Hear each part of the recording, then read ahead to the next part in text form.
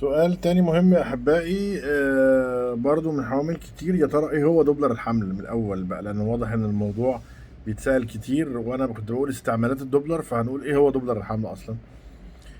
هو السونار بتاعنا العادي، بس احنا بنحط دوبلر السواء الملون او الدوبلر العادي اللي من غير لون، برضو اللي هو بله انواع بالس دوبلر وكونتينوس دوبلر. ولكن احنا في الاخر بنحط الدوبلر مع السونار عشان نشوف الدم الواصل للجنين من المشيمة. يبقى اذا وسيلة قياس الدم الواصل للجنين من المشيمة هي دي الدوبلر. لما نقول نعمل دوبلر، طبعا الدوبلر فيه دوبلر الشريان الرحمي، ودوبلر الشريان المخي، ودوبلر شريان الحبل السري.